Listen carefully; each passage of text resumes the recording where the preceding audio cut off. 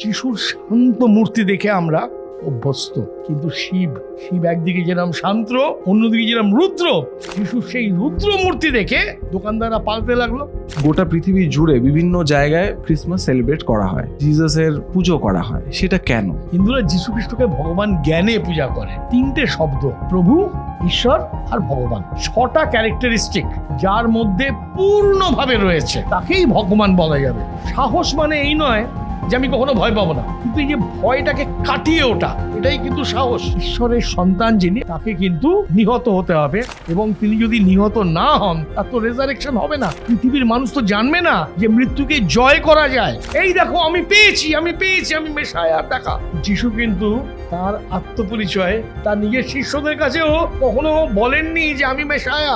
We see there's a lot of conflict going on right now. If Jesus would have been here, what would have he done differently? এই যে তুমি বলছো Jesus would have been here, আমরা মনে করি Jesus is here.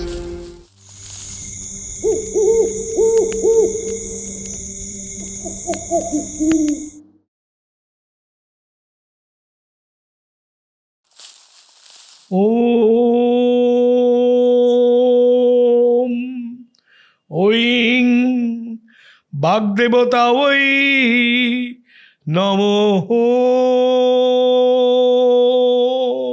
Hello sir, how are you? খুব ভালো। বড়দিনের কথা বলছি, একটু আগে কলকাতায় বড়দিন নিয়ে আলোচনা করলাম, আর বড়দিনের কথা এলেই না মনটা খুশি খুশি হয়ে যায়।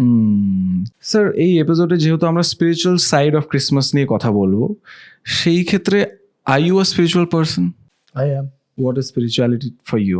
আমার কাছে স্পিরিচুয়ালিটি মানে আমার যিনি ইষ্ট দেবতা তার সাথে সংযোগ স্থাপন করা। খেয়াল করে দেখবে যে আমি যখনই কিছু শুরু করি তার আগে কিন্তু আমি সরস্বতী বন্দনা করি, আমার ইষ্ট সরস্বতী। তার সাথে যাই করি না কেন তার মধ্যে দিয়ে আমি যোগাযোগ রাখার চেষ্টা করি। স্যার, আমি অনেকের বাড়িতেই দেখেছি ঠাকুরের সিংহাসনে জিসাসের কোনো মূর্তি, জিসাসের কোনো ফটো বা মাদার মেরির কোনো ফটো রয়েছে। সেখানে দেখে মনে হয়েছে হয়তো সেই বাড়িতে কেউ হয়তো মিশনারি স্কুলে পড়ে, তার জন্য হয়তো সে পুজোটা করে জিসাসের। আর এটাও লক্ষ্য করেছি যে বেলুড় মঠে বা বিভিন্ন রামকৃষ্ণ মিশনের গোটা পৃথিবী জুড়ে বিভিন্ন জায়গায় ক্রিসমাস সেলিব্রেট করা হয়, জিসাসের পুজো করা হয়, সেটা কেন? দেখো, তুমি প্রথমেই যে বলবে না আমি ঠাকুরের সিংহাসনে দেখেছি, আমার তো মনে হয় সেখানে তুমি দেখবে অন্যান্য অনেক দেবদেবীর সাথে যীশুখ্রিস্ট রয়েছেন, শুধু একা যীশুখ্রিস্ট রয়েছেন এরকম আমি খুব একটা হিন্দু বাড়িতে দেখিনি। নাম্বার 1। নাম্বার 2 হচ্ছে তুমি বেলুড় মঠের কথা বললে, এটা ঠিক যে আর্জেন্টিনা থেকে জাম্বিয়া যেখানেই বেলুড় মঠের শাখা কেন্দ্র আছে, প্রত্যেকটা জায়গায় 24শে ডিসেম্বর ক্রিসমাস ইভে ভগবান শ্রী যীশুখ্রিস্টের পূজা হয় এবং খুব শ্রদ্ধার সাথে পূজা হয়। তবে শুধু যে রামকৃষ্ণ মণ্ডলীতে হয় তা নয়, ধরো শান্তিনিকেতনে সেখানে পৌষ মেলার শেষ দিন খ্রিস্টোৎসব হয়, সম্পূর্ণ অন্যভাবে কিন্তু হয়। এছাড়া ধরো মহানির্বাণ মঠ কিংবা দক্ষিণেশ্বর কালী মন্দির, এইসব জায়গায় 25 তারিখ বড়দিনের দিন যীশুখ্রিস্টের পূজা হয়। স্যার, কেন হয়? হ্যাঁ, এইটা হচ্ছে কথা, যে হিন্দুরা তো খ্রিস্টান নয়, তাহলে তারা যীশুখ্রিস্টকে পূজা করে কেন? হিন্দুরা যীশুখ্রিস্টকে ভগবান জ্ঞানে পূজা করে। দেখো, 3টে শব্দ আমরা খুব মানে কি বলবো পাশাপাশি ব্যবহার করি, প্রভু, ঈশ্বর আর ভগবান। প্রভু তার মানে হচ্ছে যে যিনি অনুগ্রহ নিগ্রহে সমর্থ, অর্থাৎ তিনি ইচ্ছে করলে আমাদেরকে পুরস্কার দিতে পারেন ভালো কিছু, তার জন্যে তিনি ভালো কিছু করে দিতে পারেন, আবার ইচ্ছে করলে তিনি শাস্তিও দিতে পারেন। অনুগ্রহ নিগ্রহে সমর্থ। খ্রিস্টানরা কিন্তু সাধারণত প্রভু যিশু এই কথাটা বেশি ব্যবহার করে, কারণ দেখবে ওরা যখনই ভগবানের কাছে প্রার্থনা করে, ঈশ্বরের কাছে প্রার্থনা করে, ওরা বলে this we ask through hour Lord Jesus Christ.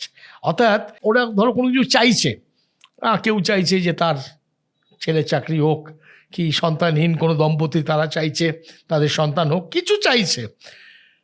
তো তখন সে যখন প্রার্থনা করছে সে কিন্তু ভগবানকে বলছে যে this we ask through hour Lord Jesus Christ. যিশু যদি রেকমেন্ড করেন তাহলেই তার প্রার্থনাটা পূর্ণ হবে, আর যিশু যদি রিফিউজ করেন তাহলে তার প্রার্থনাটা ভগবান পূর্ণ করবেন না। ফলে যীশুখ্রিস্ট কিন্তু ইচ্ছে করলে দিতে পারেন, আবার নাও দিতে পারেন। সেই জন্যে প্রভু যিশু বলা হয়, এবং এটা হিন্দু শাস্ত্র সম্মত। ঈশ্বর হচ্ছেন যিনি কন্ট্রোলে আছেন, জগৎকে যিনি কন্ট্রোল করেন, জগদীশ্বর। দেখবে সাধারণত আমরা কিন্তু ঈশ্বর যীশুখ্রিস্ট বলি না, এবং কিন্তু ঈশ্বর কথাটা নানাভাবে ব্যবহার হয়। যেরকম বঙ্কিমচন্দ্র, তিনি দিল্লীশ্বরবা বলেছেন, দিল্লির ঈশ্বর, দিল্লিকে যিনি কন্ট্রোল করছেন। আর লাস্টলি ভগবান যখন বলবো, ভগবান কিন্তু আমরা সবাইকে বলি না। যেমন ধরো, হ্যাঁ কেন বলি না, যেমন ধরো আমরা ভগবান শ্রী রামচন্দ্র বলি, কিন্তু রামচন্দ্রের যখন পুজো হয় সাধারণত রাম দরবার, সেখানে দেখা যায় লক্ষ্মণ আছেন, ভরত আছেন, শত্রুঘ্ন আছেন, কিন্তু তাহলেও আমরা কখনোই ভগবান শ্রী ভরত, ভগবান শ্রী লক্ষ্মণ, রামচন্দ্রকে ভগবান বলছি, ওনাদের কিন্তু লক্ষ্মণ ভরত শত্রুঘ্ন বলছি না। ঠিক একইভাবে আমরা বলি ভগবান শ্রী রামকৃষ্ণ, সারদা মাকে আমরা বলি ভগবতী স্ত্রীলিঙ্গ, কিন্তু আমি আজ অবধি কাউকে ভগবান স্বামী বিবেকানন্দ বলতে কিন্তু আমি শুনিনি। সেটা কেন স্যার? কারণটা বিষ্ণু পুরাণ, সেখানে বলা হচ্ছে যে 6টা ক্যারেক্টারিস্টিক যার মধ্যে পূর্ণভাবে রয়েছে তাকেই ভগবান বলা যাবে। অর্থাৎ কীরকম 6টা ক্যারেক্টারিস্টিক কোনটা? প্রথমটা হচ্ছে ঐশ্বর্য মানে আগেই বললাম কর্তৃত্ব, কন্ট্রোল। তার কথাটা আমি বললাম যে যিশু চাইলে তবেই ভগবানের কাছ থেকে পাওয়া যাবে, সেই জন্য সমস্ত প্রার্থনাগুলো যীশুখ্রিস্টের মাধ্যমে তার কাছে বলা হচ্ছে। দ্বিতীয়টা হচ্ছে যশ মানে খ্যাতি। দেখো এই যে যীশুখ্রিস্ট, তাকে কিন্তু সবাই ভালোবাসে। এই যে বড়দিন, একটা সারা পৃথিবী জুড়ে কিন্তু মানুষ তার নিজের চরিত্র অনুযায়ী, নিজের মানসিকতা অনুযায়ী সে কিন্তু উৎসব করছে। কেন করছে? কেননা যিশুর যশ খ্যাতি রয়েছে। তৃতীয়টা হচ্ছে বীর্য মানে হচ্ছে তেজ, বীর্য মানে হচ্ছে সাহস। একটা ঘটনা দিলে আমরা বাইবেলের একটা ঘটনা দিয়ে বুঝতে পারবো যে যিশুর সাহসের কথা। যীশুখ্রিস্ট তিনি তার সাধনা শেষ করে তিনি তার সঙ্গীতদের নিয়ে তিনি জেরুজালেমে ঢুকলেন, এবং জেরুজালেমের বাসিন্দারা তারা পাম লিভস তারা নিয়ে দুপাশে দাঁড়িয়ে গেল, এবং তাকে যিশুকে সাদরে অভ্যর্থনা করলো। যিশু সোজা চলে গেলেন মন্দিরে। এবার ইহুদিদের যে মন্দির, ইহুদিরা কোনো রকম দেবমূর্তির খুব বিরোধী ছিল। এবার তখন তো ইহুদিরা রোমানদের আন্ডারে ছিল, এবং রোমানদের যে কয়েনগুলো, সেই কয়েনগুলোতে দেবদেবীর মূর্তি থাকতো, কিন্তু ওই দেবমূর্তি শুদ্ধ কয়েন সেটা তো মন্দিরের প্রণামীর বাক্সে যাবে না। আর যেখানেই মন্দির হবে সেখানেই প্রণামীর ব্যাপারটা থাকবে, নাহলে সত্যি তো মন্দিরটা চলবে কোথা থেকে? ওখানেও ছিল। তো ওই জন্য সিস্টেম ছিল যে মন্দিরের বাইরে মানি এক্সচেঞ্জাররা বসে থাকতো। তো যারা ইহুদি যারা তীর্থযাত্রী যারা আসতো, তারা ওই রকম রোমান কয়েন নিয়ে আসতো, এবং সেই কয়েন তার বদলে তাদেরকে প্লেন কয়েন, মানে আমাদের ভাষায় টোকেন, তাতে একটা, তখন যেহেতু শাসক ছিলেন সেই জন্য তার নাম আদ্যাক্ষরের পি লেখা থাকতো, আর অ্যামাউন্টটা লেখা থাকতো।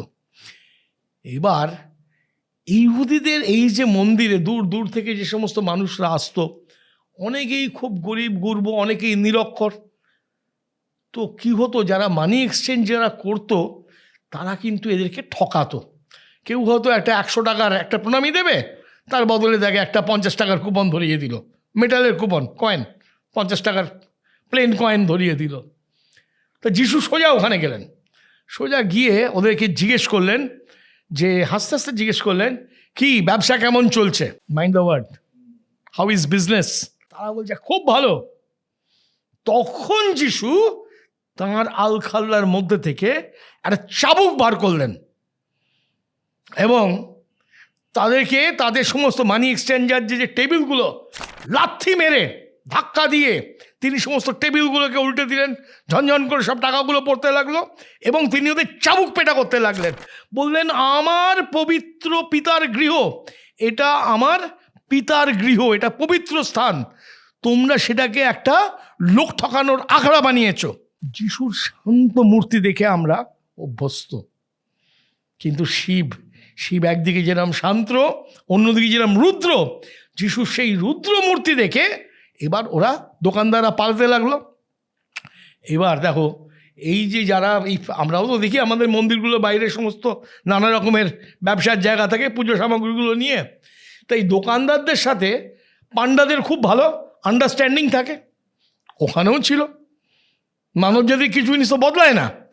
ফলে পান্ডারা, ওই ইহুদি মন্দিরের যারা পুরোহিত যারা, তাদের বলা হতো সান্ধারিন, তারা যখন দেখলো যে যিশু এসে এই কাণ্ড ঘটিয়েছেন, একদম তোমরা একেবারে তছনছ করে দিয়েছেন এবং বলছেন যে মন্দিরটাকে তোমরা লোক ঠকানোর জায়গা পরিণত করেছো, তারা বলল, তবে রে বড্ড বার বেড়েছে।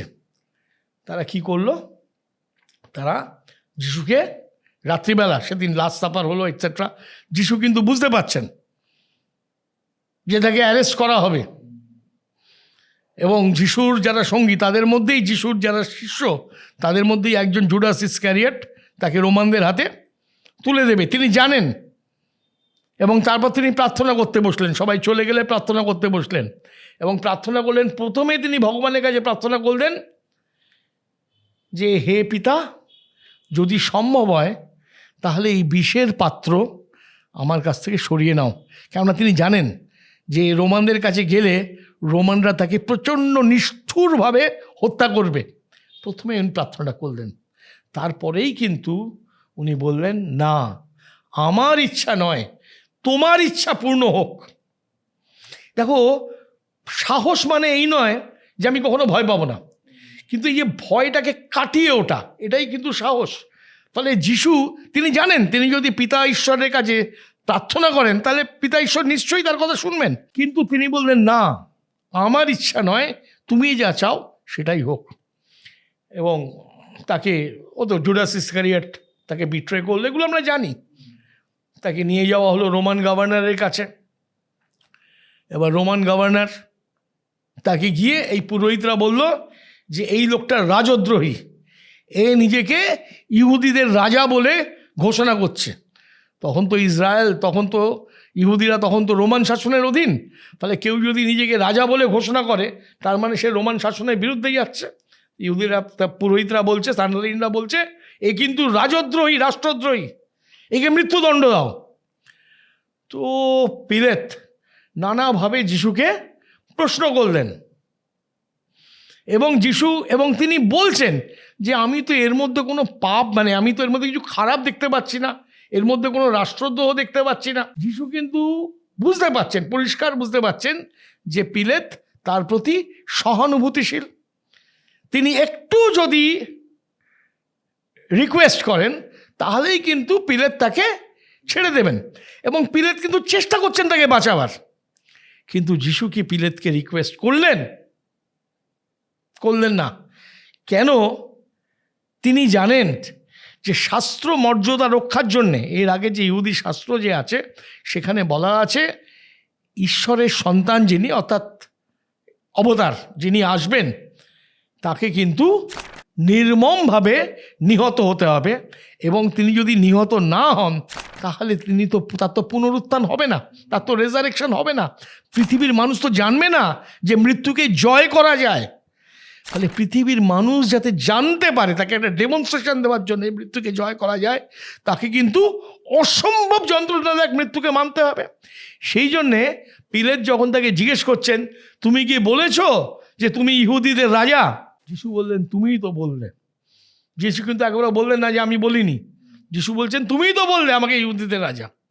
ফলে এরপরে পিলেত কী করলেন, দেখলেন ব্যাপারটা হাতের বাইরে বেরিয়ে যাচ্ছে এবং ইহুদিরা, ওই সান্দারিনরা পুরোহিতরা তাকে থ্রেট করতে লাগলো, তুমি যদি এই লোকটাকে মৃত্যুদণ্ড না দাও এবং সবচাইতে যন্ত্রণাদায়ক মৃত্যু, ক্রুশে মৃত্যু যদি তুমি না দাও, তাহলে আমরা রোমে সিজারের কাছে তোমার নামে কমপ্লেন করব যে তুমি রাজদ্রোহীদের প্রশ্রয় দিচ্ছ।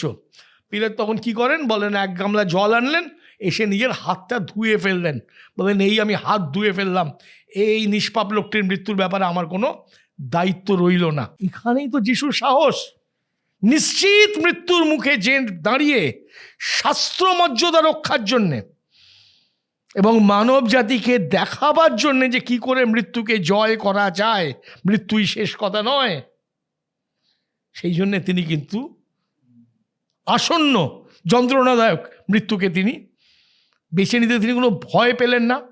ফলে এই যে বললাম প্রথমটা কি, প্রথমটা হচ্ছে ঐশ্বর্য, কর্তৃত্ব সব কিছুর ওপরে। দ্বিতীয়টা হচ্ছে যশ, খ্যাতি, যিশুর খ্যাতি জগৎ জোড়া। তৃতীয় হচ্ছে বীর্য, সাহস। চতুর্থ হচ্ছে জ্ঞান। যিশুকে বলা হয় the word and wisdom of God assuming human form.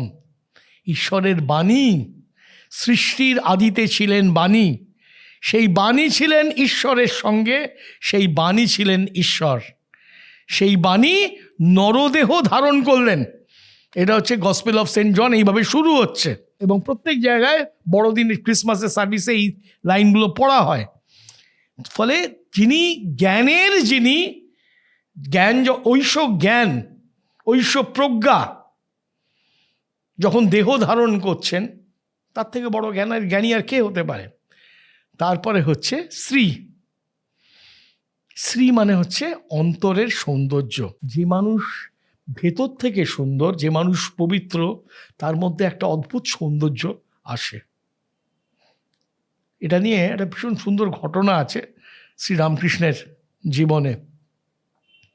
শ্রীরামকৃষ্ণের কাছে একজন প্রটেস্ট্যান্ট সাধক এসেছেন, তিনি পাস্টার।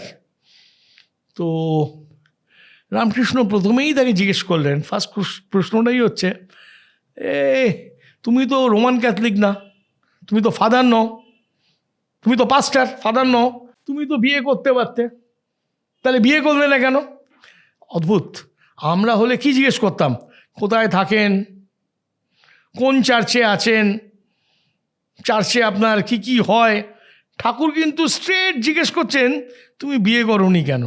তুমি তো রোমান ক্যাথলিক নও, তোমার তো বিয়ে করার কোনো বাধা নেই। সে পাস্টার বলছেন, তিনি অ্যাকচুয়ালি কোয়েকার সম্প্রদায়ের ছিলেন, তিনি বলছেন যে আমার এই দীর্ঘ সাধক জীবনে আমি একবারই ভগবান যিশুর দর্শন পেয়েছি, কিন্তু কি তার রূপ, তার ওই যে রূপ, রবীন্দ্রনাথের গান আছে না, তোমারই রূপে মরুক ডুবে আমার দুটি আঁখি তারা, সেই যিশু সেই রূপ দেখাবার পরে আর অন্য কোনো কিছু আমার কাছে পানসে লাগে, নারীর সৌন্দর্য আমাকে আর আকর্ষণ করে না। তাই যিশু হচ্ছেন শ্রী, সুন্দর। আর এইবার আসছে, তাহলে আমাদের কি কি দেওয়া হলো আমরা একবার গুনে নিই। ঐশ্বর্য, বীর্য, যশ, জ্ঞান, শ্রী। লাস্টটা হচ্ছে decisive and the most vital one, বৈরাগ্য।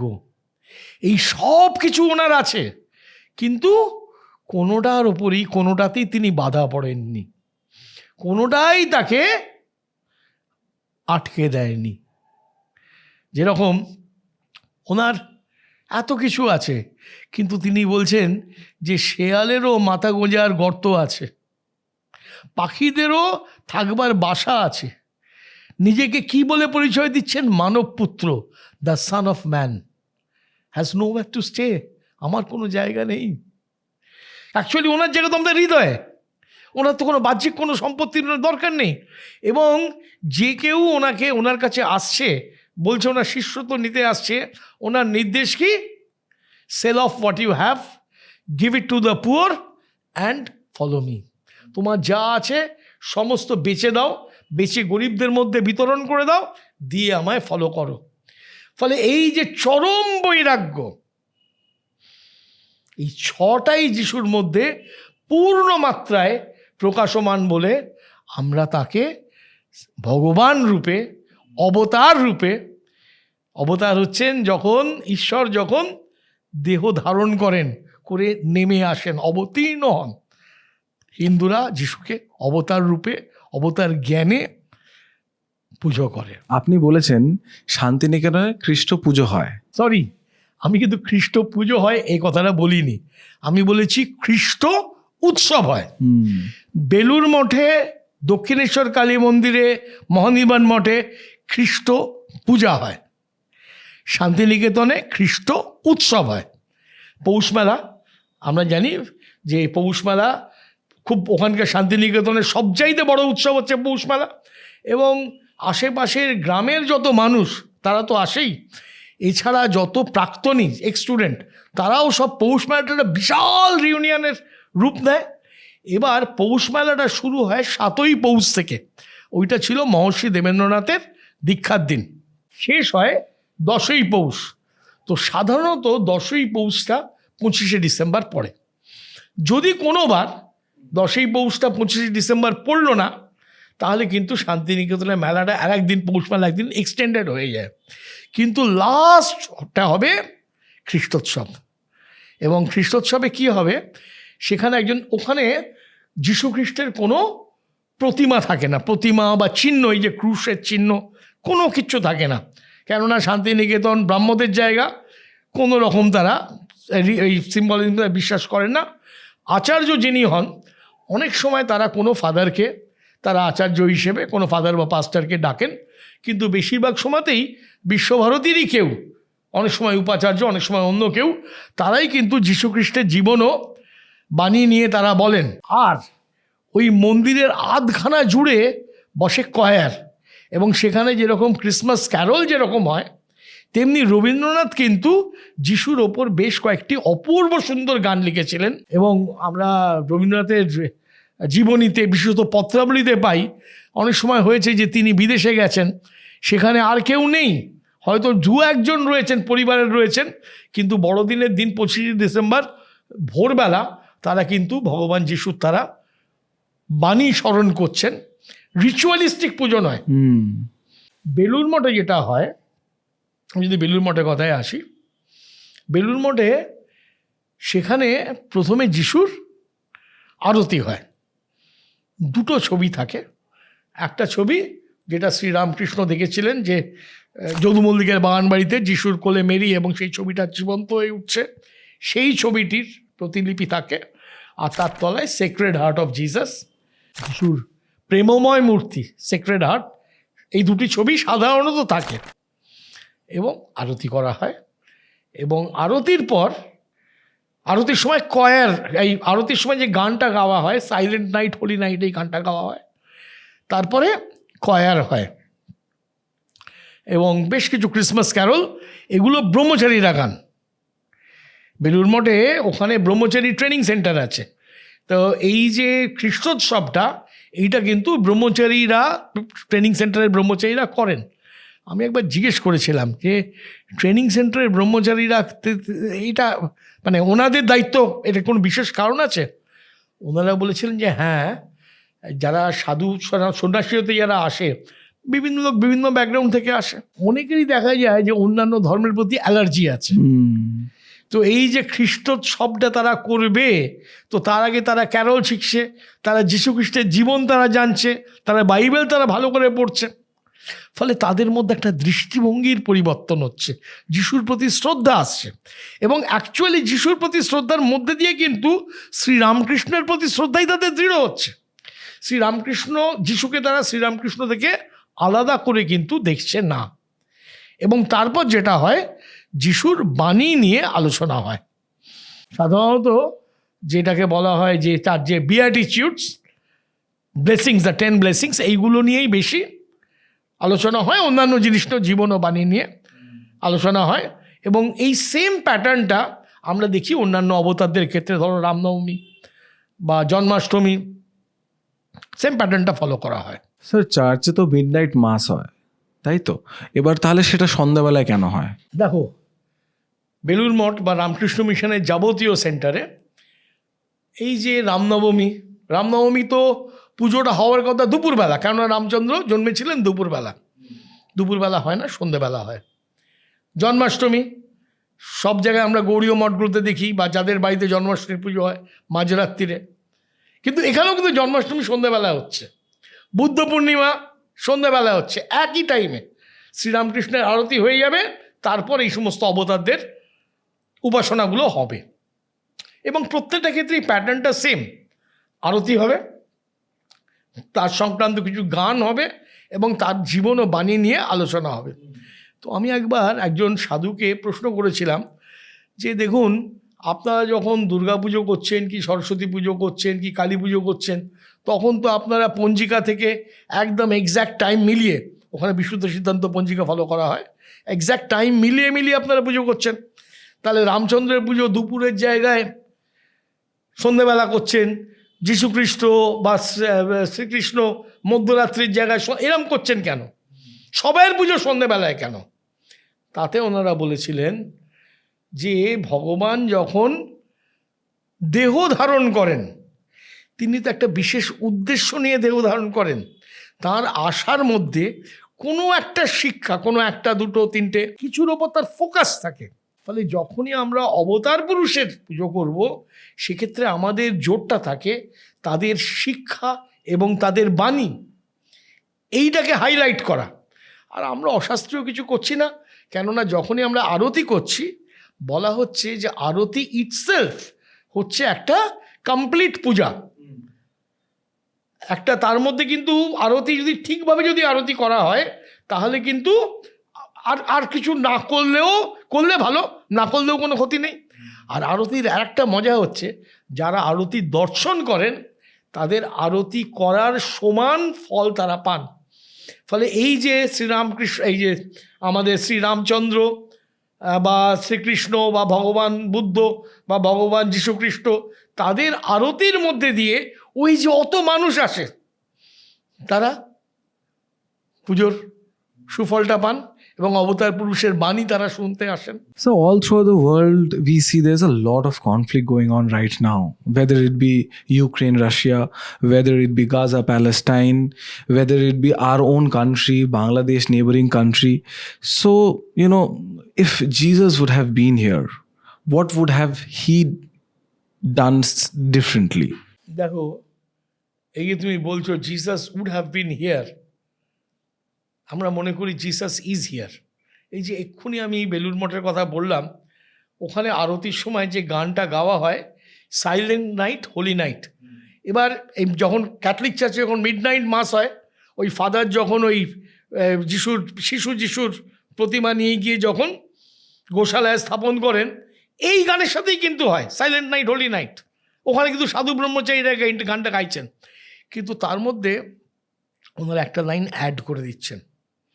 বলা হয় Jesus the severe is born, এটা গানেতে আছে। ওনারা অ্যাড করেন Jesus the severe is here.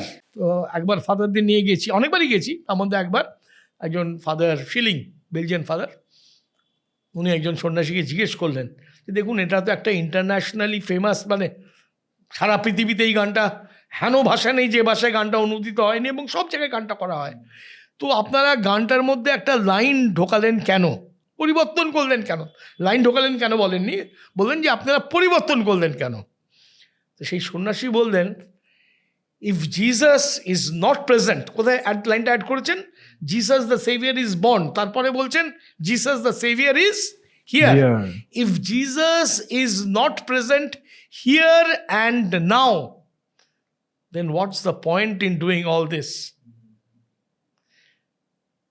এবং আর একটা খুব বিখ্যাত গান ক্যারল, সেখানে আমি খেয়াল করেছিলাম, ক্রাইস্ট ইজ বর্ন ইন বেথলিহেম আছে, তারপরে ওনারা অ্যাড করছেন Christ B born in us again, আবার জন্ম নাও আমার মধ্যে। তো যাই হোক, তোমার মূল কথায় ফিরে আসি।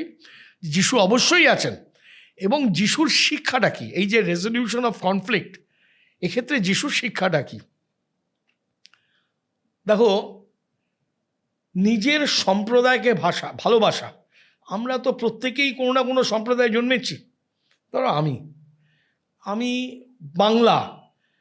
বাংলা ভাষী, ফলে সেটা linguistic community Bangali, national community Indian, religious community Hindu. ফলে আমি আমার নিজের কমিউনিটিকে অবশ্যই ভালোবাসবো, এবং যিশুও ভালোবেসেছেন। যিশু বলছেন, O Jerusalem Jerusalem, you kill the prophets, you stone them. Jishu জানেন যে আর কয়েক বছরের মধ্যেই রোমানরা এসে জেরুজালেমকে ধ্বংস করে দেবে। সেই জন্য তিনি খুব দুঃখের সাথে বলছেন, ও জেরুজালেম, তুমি এইসব কাণ্ড করো। How I wish, like a mother hen putting the chicken under her wings, যেভাবে একটা মা মুরগি তার ডানার তলায় তার ছোট্ট ছোট্ট সদ্যজাত বাচ্চাদের নেয়। হাউ আই উইশ আমি তোমাকে নিতে পারতাম। যিশু নিজের কমিউনিটিকে ভালোবাসেন, কিন্তু আর কি করেন? সেই সময় ইহুদিদের সাথে প্রচণ্ড শত্রু ছিল স্যামারিটানদের, বাংলায় বলা হয় সামারিয়। তো এই স্যামারিটানরা ছিল ইহুদিদের জ্ঞাতি শত্রু। এমনিতে তাদের মধ্যে শিক্ষা টিক্ষার ব্যাপারগুলো সব একই ছিল, তারা সবাই এব্রাহাম, সব সব সব সব তাদের যে পূর্ব মেসায়া সব সেম। তফাৎটা কোথায়? ইহুদিরা তাদের উপাসনার জায়গা ছিল জেরুজালেমে, আর সামারিটানরা তারা মনে করতো যে জেরুজালেম নয়, উপযুক্ত পুজোর জায়গা হচ্ছে মাউন্ট গেরাজিম।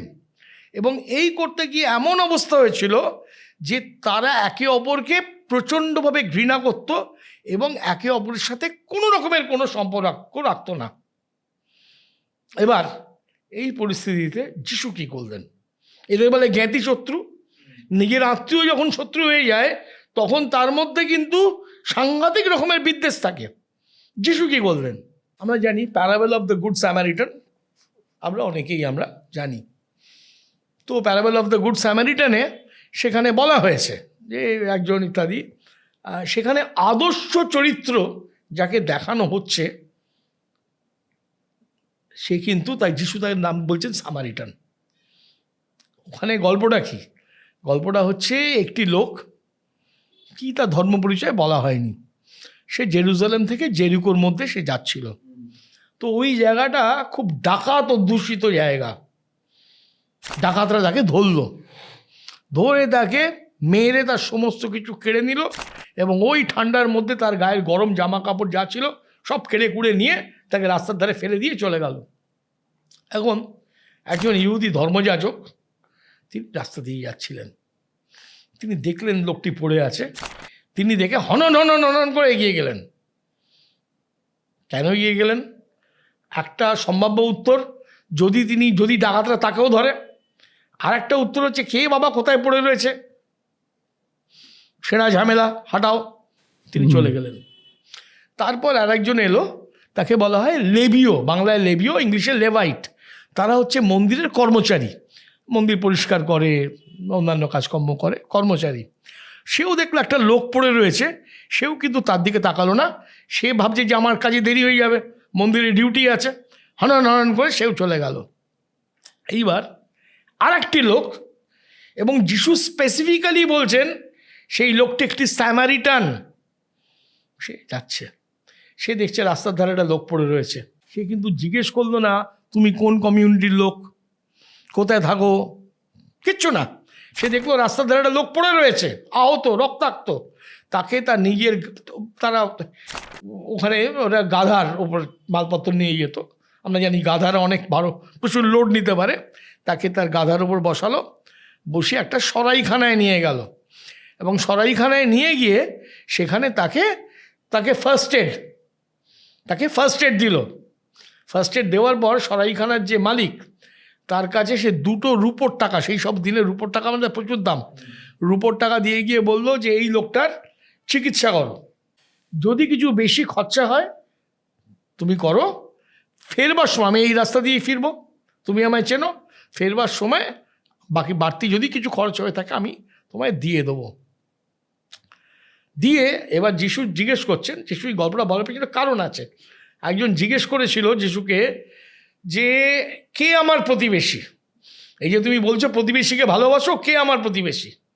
যিশু গল্পটা বললেন, গল্পটা বলে পাল্টা জিজ্ঞেস করছেন, তোমরা বলো তো কে ওর প্রতিবেশী? তো সবাই বলছে ওই স্যামারিটানটা। যিশু বলছেন, গো অ্যান্ড ডু দাও লাইকওয়াইজ। স্যামারিটান যেমন করেছে তুমিও তাই করো। অর্থাৎ দেখো, যিশু এই গল্পটা কাদের কাছে বলছেন? যিশু এই গল্পটা বলছেন ইহুদিদের কাছে, যাদের কাছে স্যামারিটানরা হচ্ছে জ্ঞাতি শত্রু, যাদেরকে স্যামারিটানরা সহ্য করতে পারে না, এবং তারাও স্যামারিটানদের সহ্য করতে পারে না। এবং ইনফ্যাক্ট যিশুর জন্মের 130 বছর আগে যিশুর কমিউনিটির লোক ইহুদিরা তারা মাউন্ট গেরাজিমে গিয়েছিল, গিয়ে স্যামারিটানদের মন্দির ভেঙে গুঁড়ো করে দিয়ে এসেছিল। কিন্তু যিশু আদর্শ চরিত্র হিসেবে কাকে দেখাচ্ছেন? স্যামারিটানকে। মেসেজটা কি? অর্থাৎ কে কিভাবে উপাসনা করে সেটাকে দিয়ে মানুষে মানুষে ভেদ করো না। স্যামারিটানটা দেখেনি ওই লোকটার ধর্ম কি। যে লোকটার সহায়তা দরকার তাকে সহায়তা করো। এখন কেউ বলতে পারে এটা তো একটা রূপক গল্প। ওই যে বললাম রূপক গল্প, কনসিয়াসলি কিন্তু একটা ধাক্কা দেওয়ার জন্য, ইহুদিতে ধাক্কা দেওয়ার জন্য উনি স্যামারিটান বলতেন। নাহলে তো বলতে পারতেন parable of a good man. এবং আজকে দেখো, আজকে বিভিন্ন জায়গায়, আজকে ইংরেজি ডিকশনারিতে স্যামারিটান কথাটার মানে পাল্টিয়ে গেছে। দ্বিতীয় জায়গা, এটা অ্যাকচুয়াল ঘটনা। ঘটনা হচ্ছে যে 10টি লোক তারা কুষ্ঠরোগগ্রস্ত, এবং তারা যিশুর কাছে তারা এসেছে। যিশু বলছেন যে তোমরা ভগবানের নাম নাও, ভগবানের নাম নাও, ভগবান তোমাদেরকে সারিয়ে দেবেন। আর তখন নিয়ম ছিল, কেউ কেউ যদি কুষ্ঠরোগগ্রস্ত হতো তাকে শহর থেকে বাইরে বার করে দেওয়া হতো। আর কারো যদি রোগ সেরে যেত তাকে কিন্তু পুরোহিতদের কাছে, মন্দিরে পুরোহিতদের কাছে যেতে হতো। পুরোহিতরা তাকে চেক করে বলতো যে হ্যাঁ এই লোকটা রোগ সেরে গেছে, একে আবার ফেরত নেওয়া যাক। তা যিশু বলছেন তোমরা ভগবানের নাম নাও, ভগবানকে ধন্যবাদ দাও, দিয়ে পুরোহিতদের কাছে যাও, এটা বলছেন। তো 10 জনেরই সেরে গেল। একজন ফেরত এলো যিশুকে ধন্যবাদ দিতে। সে বলল ঈশ্বরের জয়, জয় ঈশ্বরের জয়, ভাগ্যিস আপনি আমাদের ঈশ্বরের জয়ের কথা, প্রার্থনার কথা বলেছিলেন। কে মানুষটা? যিশু বলছেন এই 10 জনের মধ্যে শুধু ওই বিধর্মী মানুষটাই আমার কাছে ফেরত এলো ঈশ্বরকে ধন্যবাদ দিতে। যিশুর খারাপ লাগছে যে তার যারা সধর্মী 9 জন ইহুদি ছিল, তারা কেউ আসেনি। যিশু খারাপ লাগছে, কিন্তু উনি কিন্তু হাইলাইট করছেন কোনটা? যে লোকটি ফেরত এসেছে সে স্যামারিটান। সবচাইতে বড় ব্যাপার হচ্ছে পতিতা নারীর উপাখ্যান। তো যিশু তার শিষ্যদের নিয়ে যাচ্ছেন। এবার যেখানে যাবেন মাঝখানে সামারিয়া প্রদেশ পড়েছে। সোজা যদি সামারিয়ার মধ্যে দিয়ে উনি আসেন তাহলে খুব অল্প সময়তেই ক্রস করে চলে আসবেন, সোজা রাস্তা। আর কিন্তু তার শিষ্যরা কি করলো? শিষ্যরা ওদিক দিয়ে গেল না, তারা ঘুরে আসছে। 2 বার নদী ক্রস করবে, তারা ঘুরে আসবে, সামারিয়ার মধ্যে দিয়ে যাবে না। যিশু বললেন তোমরা যা করছো করো। উনি সামারিয়ার মধ্যে দিয়ে হাঁটছেন। দেখছেন তখন ভর দুপুরবেলা ঝাঁঝা করছে রোদ্দুর। একটি মেয়ে কুয়োর ধারে এসেছে। কুয়োটার নাম জেকবের কুয়ো। জেকব ইহুদি এবং সামারীয় উভয়েরই পূর্বপুরুষ। জেকবের কুয়ো, কুয়োর ধারে এসে জল তুলছে। তো মেয়েটি ভর দুপুরবেলা এসেছে কেন? সাধারণত গ্রামের মেয়েরা তারা হয় ভোরবেলা আসে, আর নইলে তারা সূর্য ডোবার সময়টাতে আসে। এই মেয়েটি ওই দুপুরবেলা ভর দুপুরে এসেছে কেন? অ্যাকচুয়ালি এই মেয়েটি অনেকের সাথে, অনেক পুরুষের সাথে লিভ টুগেদার করেছে। ফলে গ্রামের মেয়েরা তার সাথে মেশে না, তাকে অ্যাকসেপ্ট করে না। সেই জন্য সে ভর দুপুরে জল তুলতে এসেছে যখন ওখানে আর কেউ থাকবে না। যিশু এসে তার কাছে বলছেন আমায় একটু জল দেবে মা? মহিলা তো আকাশ থেকে পড়ছেন, বলে তুমি তো সামারিয়ারা তো ইহুদিরা তো সামারিয়াদের ছোঁয়া জিনিস খায় না, আমাদের পাত্র তো ব্যবহার করে না, তোমার পাত্র থাকলে তুমি নিজে জল তুলে নাও। যিশু বলছেন আমার তো পাত্র নেই, তুমি আমায় জল তুলে দাও। সে মেয়েটি হাঁ করে তাকিয়ে রয়েছে। তারপর যিশুর সাথে আর কিছু কথাবার্তা হবে, এবং আমি সে কথায় যাচ্ছি না। তার মধ্যে দিয়ে মেয়েটি বুঝতে পারবে যে এই হচ্ছে প্রেরিত পুরুষ। শাস্ত্র যাকে বলেছে, ইহুদিরা যার প্রতীক্ষায় বসে আছে, কবে আসবেন তাদের মেশায়া, এই মানুষটি মেশায়া। এবং সে দৌড়ে চলে যাচ্ছে তার গ্রামের দিকে, চিৎকার করতে করতে, এই দেখো আমি পেয়েছি, আমি পেয়েছি, আমি মেশায়া দেখা। যিশু কিন্তু তার আত্মপরিচয় প্রথম কার কাছে উন্মোচন করলেন? এই পতিতা নারীটির কাছে। তার নিজের শিষ্যদের কাছেও তিনি কিন্তু কখনো বলেননি যে আমি মেশায়া, বলতে দেননি কাউকে। কেউ যদি বুঝতে পেরেছে, অনেক জায়গায় যিশু অনেককে অন্ধকে দৃষ্টিদান করছেন, মৃতকে পুনরুজ্জীবিত করছেন, সব জায়গায় কিন্তু তিনি শর্ত করে দিচ্ছেন কাউকে বলতে পারবেন না, এবং তিনি গোপনে করছেন, লোকচোখ যতটা পারা যায় লোককে অ্যাভয়েড করে করছেন। কিন্তু প্রথম কার কাছে নিজের পরিচয় উন্মোচিত হতে দিলেন? এই পতিতা নারী। যিশু কিন্তু জানতেন যে এই মেয়েটি পতিতা, কেননা তার আগেই উনি জিজ্ঞেস করেছেন, যে বললাম না যিশুর সাথে অনেক কথাবার্তা হলো। যিশু জিজ্ঞেস করেছেন তোমার স্বামী, বলেছেন তুমি যাদের সাথে এতদিন থেকেছো তারা কেউ তোমার স্বামী ছিল না, যার সাথে এখন আছো সেও তোমার স্বামী নয়। কিন্তু তিনি বুঝতে পারছেন যে এই ক্লেদাক্ত জীবন, এই যে একের পর এক সম্পর্ক হচ্ছে এবং সম্পর্কগুলো ভেঙে যাচ্ছে, পুরুষগুলো তাকে ছেড়ে চলে যাচ্ছে, এর মধ্যে দিয়ে এই মেয়েটার মধ্যে একটা আকুতি এসেছে আধ্যাত্ম জীবনের। সেই জন্যে কিন্তু সেই বিজাতীয় নারীটির কাছে তিনি প্রথম নিজের আত্মপরিচয়। তা যাই হোক, সে মেয়েটা দৌড়তে দৌড়তে গেল এবং গিয়ে সে চিৎকার করে বলছে, এবং দলে দলে সামারীয়রা আসতে শুরু করলো। এবার যিশু কি করলেন? 3 দিন রয়ে গেলেন, আমার মনে পড়ছে না 2 দিন বা 3 দিন, মোটমাট 2-3 দিন তিনি যিশু সেখানে তাদের সাথে রয়ে গেলেন, তাদের গ্রামে রয়ে গেলেন, এবং তাদেরকে মুক্তির রাস্তা দেখালেন। অর্থাৎ তাহলে এই যে 3টে, খেয়াল রাখতে হবে যিশুর শিষ্যরা কিন্তু তখনও আসেনি। এই যে গুরুদেব 3 দিন ধরে আসছেন না, কোথায় গেছেন, তারা কিন্তু সামারিয়া অঞ্চলে খুঁজতে, তারা নিশ্চয়ই তারা খোঁজ করেছে, কিন্তু সামারিয়া এলাকায় তারা ঢোকেনি। আর যিশু 3 দিন সেখানে থেকে তাদের সাথে থেকেছেন। তাহলে এই 3টে ঘটনার মধ্যে দিয়ে যিশু কিভাবে যারা আমাদের প্রতি বিদ্বেষ ভাব সম্পন্ন, শুধু যে ইহুদিরাই সামারীয়দের ঘৃণা করতো তা না, সামারীয়রাও তো ইহুদিদের ঘৃণা করতো। 3টে কি দেখালেন? 1 নম্বর হচ্ছে এমন কথা বলো সো দ্যাট তাদের প্রতি গুডউইল জেনারেটেড হয়, যেটা উনি প্যারাবল অফ দ্য গুড স্যামারিটানে করলেন।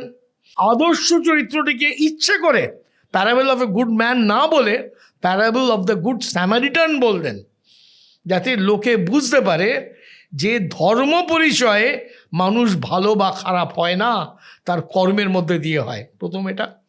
দ্বিতীয়, ওই যে উনি কষ্ট পাচ্ছেন, ওই যে 10 জনের মধ্যে তাঁর স্বজাতীয় যারা ইহুদিরা, তারা কেউ কিন্তু ঈশ্বরকে ধন্যবাদ দিতে ফেরত এলো না। তাদের কাজ হয়ে গেছে, তারা নাচতে নাচতে বাড়ি চলে গেল। যে ফেরত এলো, এই যে যিশু জোর দিয়ে বললেন যে এমন কেউ নেই এই অর্থাৎ সেই যে সামারীয়।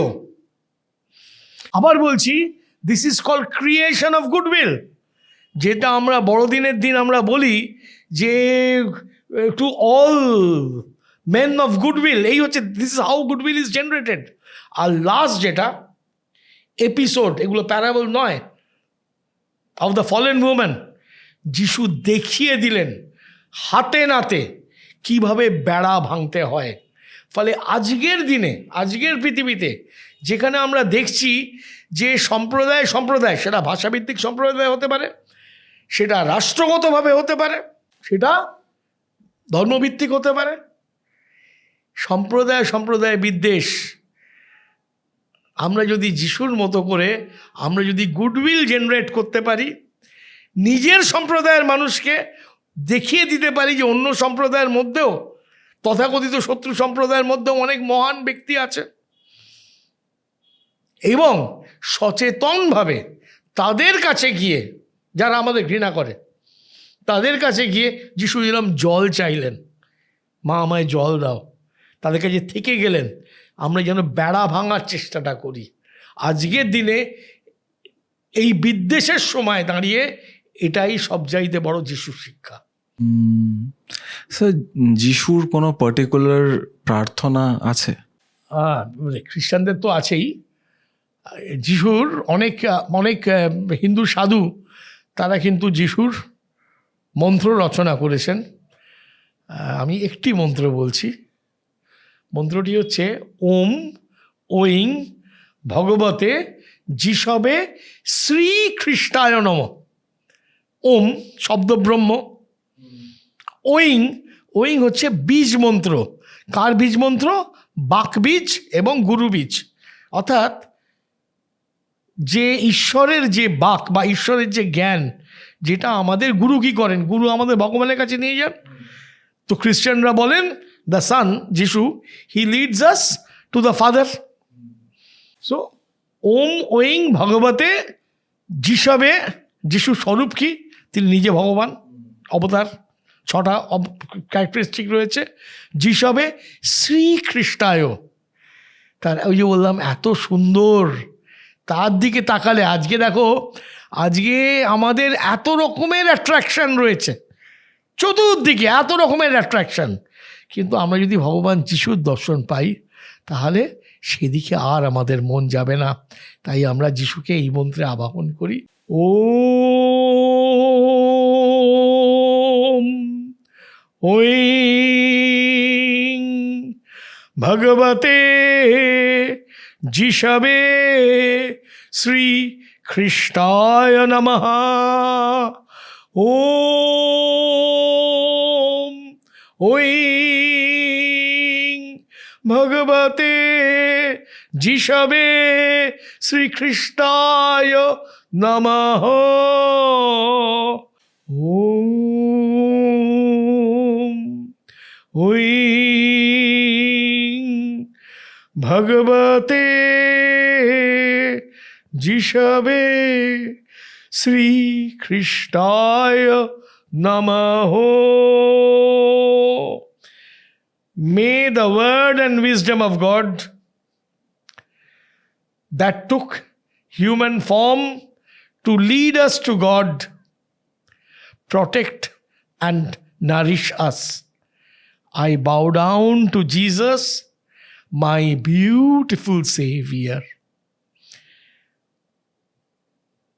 ওম শ্রীরামকৃষ্ণ সমর্পণম অস্তু।